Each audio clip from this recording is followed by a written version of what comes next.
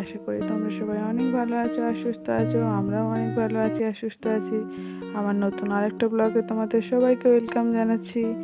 I hope আজকের ব্লগটা তোমাদের অনেক ভালো লাগবে। সম্পূর্ণ ব্লগটা দেখার অনুরোধ রইল। এখন সময় 6টা। ব্রেকফাস্টটা বানিয়ে নেব। আজকে বানাচ্ছি স্যান্ডউইচ।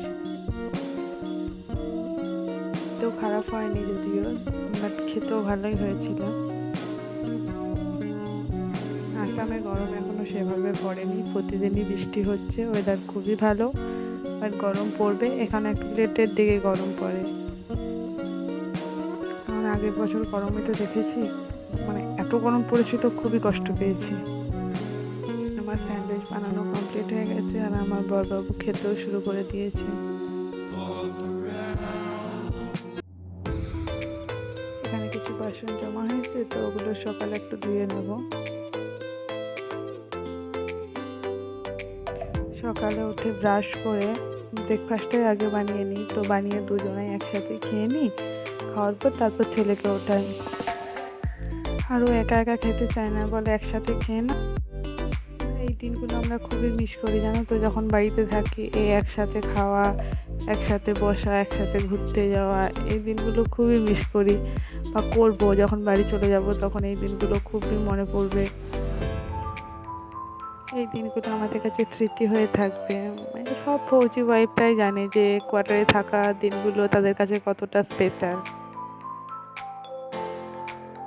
এখানে থাকলে যতই কাজ করো তুমি, ঘন্টার পর ঘন্টা ঘড়ি দেখতে থাকবে যে কখন টাইম হবে, কখন ডিউটি থেকে আসবে।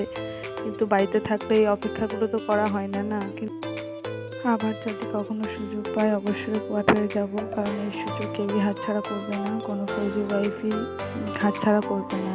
কারণ যদি সুযোগ পায় সে যত কষ্টের মধ্যেই থাক অবশ্যই যাবে। আমি সত্যি মন থেকে চাই, জানো তো, যে সব হাউস ওয়াইফ তাদের হাজব্যান্ডের কাছ থেকে একবার কোয়ার্টারে গিয়ে ঘুরে আসুক। কারণ এই ফিলিংসটা না গেলে তো বোঝা যায় না না।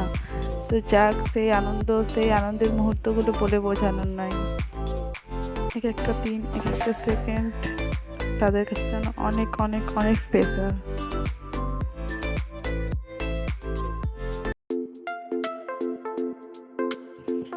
রেডি হয়ে নিয়েছি, বিকালের দিকে যাব একটু পার্কে। আজকে সানডে মানে কোথাও না কোথাও তো একটা ঘুরতে যেতেই হবে। বাড়িতে এই এক সপ্তাহ বাড়িতে থেকে আর ভালো লাগে না, মনে হয় সানডে কোথাও বেরোতেই হবে। আমার একটা ছেলের পার্সেল এসছে, তো একটা গাড়ি অর্ডার করা হয়েছিল, যদিও আমি এই গাড়িটার নাম বলতে পারছি না, তোমাদেরকে দেখাচ্ছি, তোমরা দেখে নাও। তো এই গাড়িটা অর্ডার করা হয়েছিল, এই গাড়িটা এসেছে, ওর বাবা পার্সেলটা নিয়ে এসেছে। তো এই গাড়িটা না, মানে সব খোলা আছে, কোনো সেটিং করা নেই, তো পুরো গাড়িটা সেটিং করতে হবে। তো আমরা আজকে বেরাবো, ওর পাশে যে গাড়িটা রয়েছে ওর গাড়িটার মতো সেম। তো আমাদের নিচের কোয়ার্টারে যে দিদিভাইটা থাকে, ওর পাশের গাড়িটা ওর ছেলে। তো ও ডেলি বলবে যে না আনতে হবে, চলো মাম্মা নিয়ে আসবে, চলো ওই গাড়িটা আমি চালাবো। ডেলি তো কারোর কাছে যাওয়া যায় না, তাই না? সেই জন্য আমি ওর পাপাকে বললাম যে তুমি একটা গাড়ি অর্ডার করো। দিয়ে ওর পাপা এই গাড়িটা অর্ডার করেছে। গাড়িটা সুন্দর। তো ওরা বলছিল যে এখনই সেটিং করবো, তো এখনই সেটিং করতে গেলে অনেক লেট হয়ে যাবে আমাদের বেড়াতে। তো সেই জন্য আমি ওকে বললাম যে পরে সেটিং করবে, এখন ওই রেখে দাও, আমরা ওখান থেকে ফিরে আসি তারপর।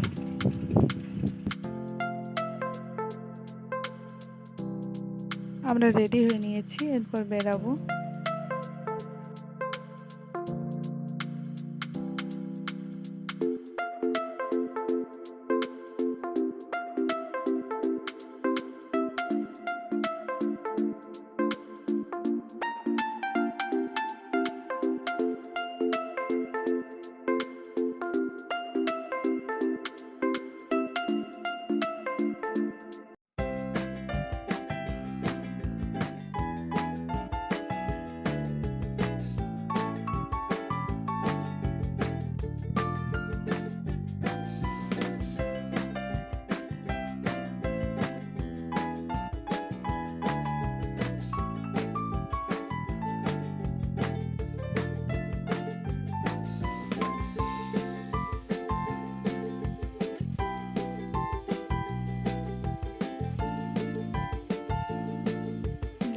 খুবই সুন্দর, ব্রহ্মপুত্র রিসোর্ট ফ্রন্ট।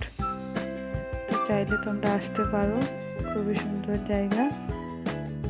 তো চলো ভিতরে যাওয়া যাক। এখানে টিকিট কাউন্টার, এখানে টিকিট করে তারপর ভিতরে ঢুকতে হচ্ছে। 50 টাকা করে টিকিট ছিল।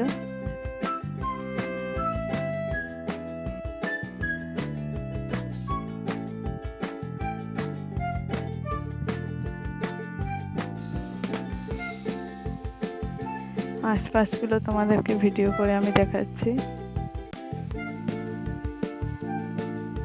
আর এরপর আমি ছেলেকে নিয়ে একটু রিলস বানাবো।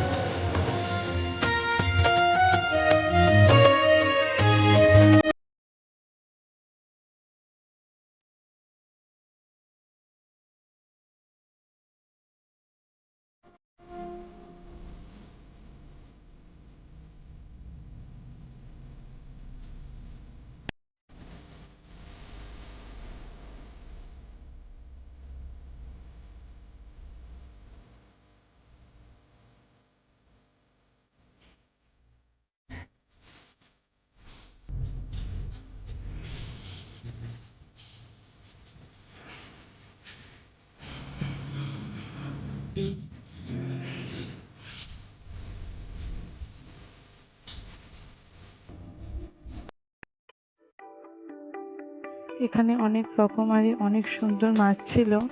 তো আমার ছেলে ধরতে চাইছিল, কিন্তু এখানে ধরাটা ঠিক হবে না, কারণ কে কোথা থেকে দেখলে বোকা দেবে। সেই জন্য ওর বাবাও বারণ করছিল যে না বাবা ধরো না।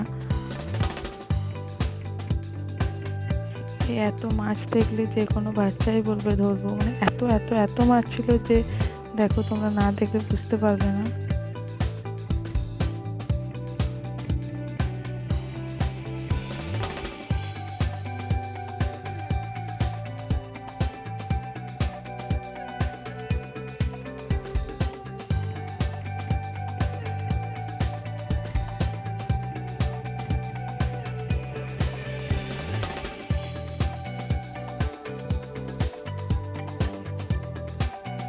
এই জায়গাটা হচ্ছে ব্রহ্মপুত্র নদীর একবারে গায়ে, তাই বিকালের দিকে এত সুন্দর হাওয়া বইছিল।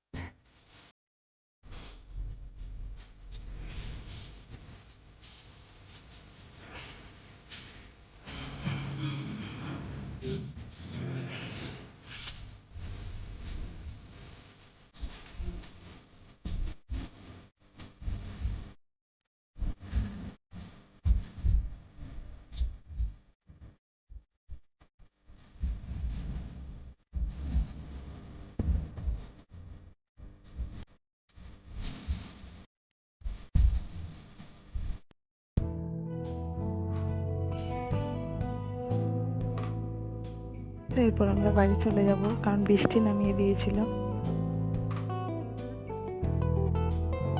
আর রাত্রে গিয়েছিলাম পাপানের প্রোগ্রাম দেখতে।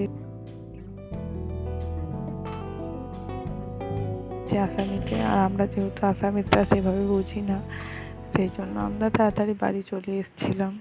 আর প্রচুর ভিড় হয়েছিল। প্রোগ্রামটা তোমাদেরকে একটু দেখিয়ে ভিডিওটা আমি এখানেই শেষ করছি। ভালো লাগলে প্লিজ একটা লাইক করে চ্যানেলটা সাবস্ক্রাইব করে দিও।